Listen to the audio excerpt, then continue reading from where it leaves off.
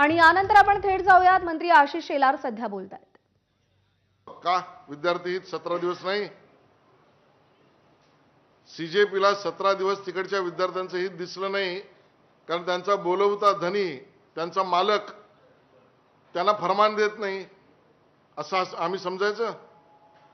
मालकाने बोलवत्या धन्याने फरमान दिल्यावरच ही सीजेपीची मंडळी आपल्या जागेवरून हलणार. आणि काँग्रेसला तर कालही विद्यार्थी युवकांशी, युवतींशी, तरुणींशी काहीच लेणं देणं नव्हतं, हे आता स्पष्ट झालंय. ज्या ठिकाणी राजकीय द्वेष पसरवता येईल त्या राजकीय द्वेषाचे जनक, मूलक हे राहुल गांधी आणि काँग्रेस आहे.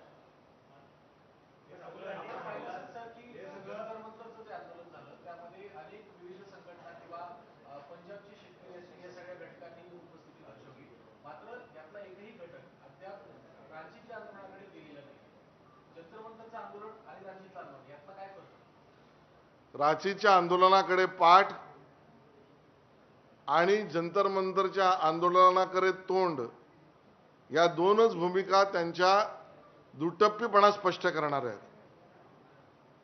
जर विद्यार्थी हित, तरुणांचं भविष्य, परीक्षेमधली पारदर्शकता आणि रोजगार, नोकरी या विषयाला धरून जर आंदोलनाला समर्थन देणाऱ्या संघटना, बऱ्याच संघटना आहेत छोट्या मोठ्या, त्या आज रांचीला पाठ का दाखवत आहेत?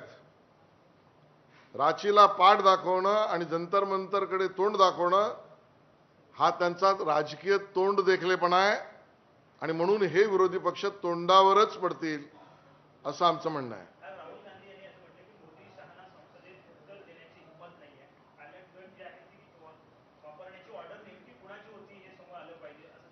राहुल गांधी आणि काँग्रेसला थेट आम्ही सांगतोय,